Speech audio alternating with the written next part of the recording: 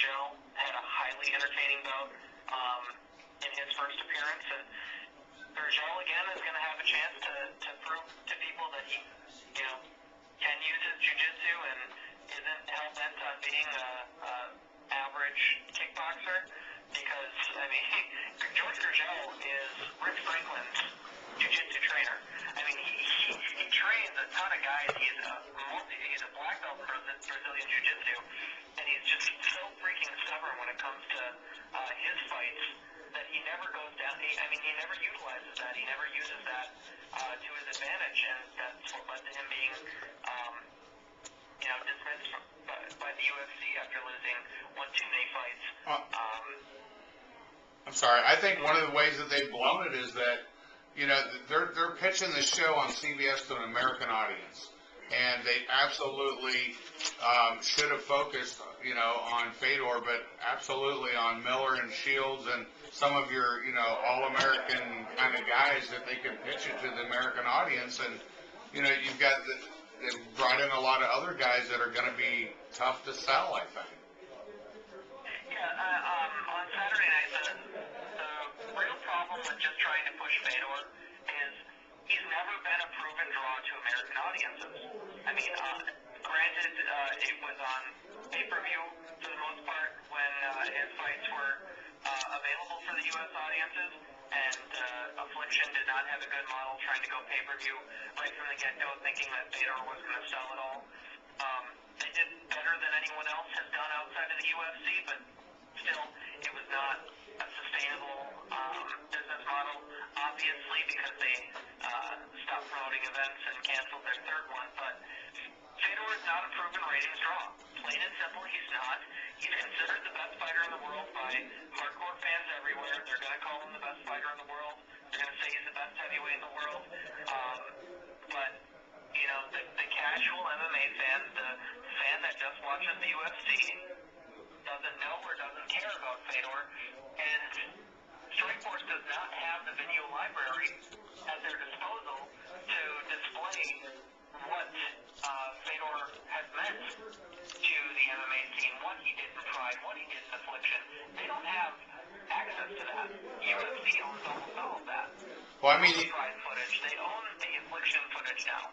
Yeah, even in their Challenger series, I think they need to be building up some hometown guys that they can use to crossover for the U.S. audience, which is what they're really trying to build. I mean, it just doesn't seem to make sense, the model that they're going after. So, I think they're doing a very good job with the Challenger series events. I mean, they've built up a couple of guys already. What kind of viewership? Most notably Tim Kennedy on the last one. I mean, on 2 events, he's looked excellent and is a guy that's going to be a homegrown star for them. Tyron Woodley, guy you guys had in studio there, he's fighting on their second Challengers card this month on November 20th. That one's coming in Kansas City. And they've got some other guys that will have a chance to break out on those shows. I think they do a great job of bringing on. That's where they've been lacking in promotion and not doing what they could be doing. Right, they do a very good job. I agree with you in bringing in the new talent and kind of making them stars. And then the idea, I guess, for them is to get picked up by the UFC once they're successful there. But I know. Yeah, that's part of their problem too, is because it is a bit of an issue, because by showcasing these guys, if they're not under long-term deals, then the UFC can look at. I mean, it's giving them a platform to, audition for the UFC a little bit, because if they're watching, these guys that have 4 or 5 fights under their belt could very well get a chance, a few more fights down the road if they continue to win. And Strikeforce is going to have a tough time holding on to a lot of guys when they don't have the deepest divisions as it is. I mean, they're doing a better job of bringing in some names. They've got their partnership with Dream that will bring in some interesting fights. They just signed a deal with the Dream welterweight champion Marius Zaronskis, who could could be a fighter that brings Jake Shields back down to the welterweight division.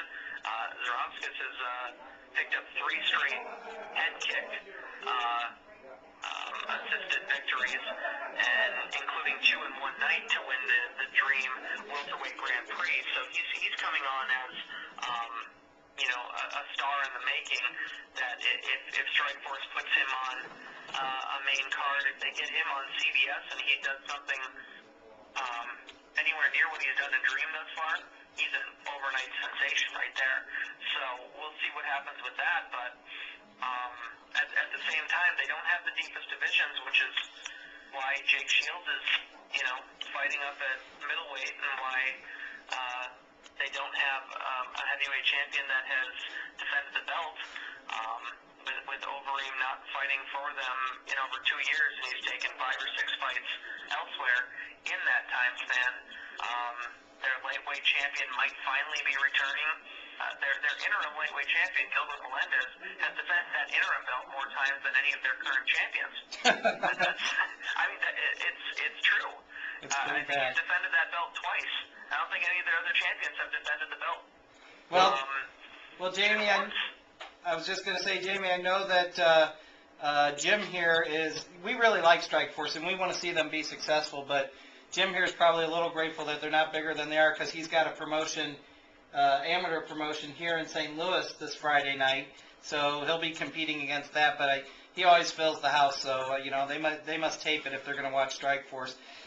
But sitting in the house with us you probably remember Steve Berger from the UFC. We got 4 of his fighters in the house with us tonight, and they're going to be, 3 of them are going to be participating in Jim's show on Friday. So we're running a little bit late behind here tonight. Normally we want to reserve more time for our national scene, and we're grateful that we moved to Tuesday night so we can do that. But we got to wrap up this segment to get these guys on for tonight. But before we go, I got to ask you, Jamie, what happens if Rogers beats Fedor? What's going to happen to Strikeforce and MMA? I actually think that almost might be the better outcome for Strikeforce. I mean, Brett Rogers is a guy that they have footage of him with Elite XC from CBS, from Showtime. He's a guy that people have seen on TV before. He won the very first fight on network television on the first CBS event. He's an undefeated fighter.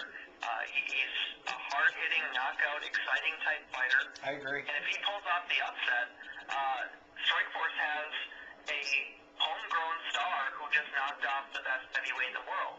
Now, if Fedor wins, they're back to, okay, who do we have him fight next, and how do we promote that? If Fedor wins and this show does not do very good with viewership, they might have some troubles with the next fight. No, I think you're right. Alistair Overeem wants to fight Fedor in Dream and not Strikeforce, so they've got a lot of issues to look ahead to, but right now they're just looking forward to Saturday and hoping they can pull off a great event. Well, fantastic. Jamie, thanks so much for calling in this week. Will we get to talk to you next week? Absolutely, guys. Okay, what was the show tonight that he recorded? The show? 360. 360? It's Fight Camp 360. It was a Showtime put together a 30-minute fight kind of preview. It's kind of like the 24/7 series on HBO that they've done, and this is with Brett Rogers and Fedor Emelianenko. Is there going to be any more showings of it? Closest look we've seen at Fedor ever. Do you know when the next showing is of that, Jamie? Offhand, I'm not sure. I DVR'd it tonight because I was out of the house at birthing classes. My wife is pregnant, so we're going through that right now. But I'm just got that to finish up on the DVR. I'm sure they're going to have multiple airings throughout the rest of the week on Showtime. Oh, fantastic. And we want to wish you and your wife the best of luck there. And thanks a lot, Jamie. We will talk to you next week. Yeah, talk to you next week, guys. All right, we'll talk to you. It's Jamie Penick from MMA Torch, and he's a wealth of knowledge for us every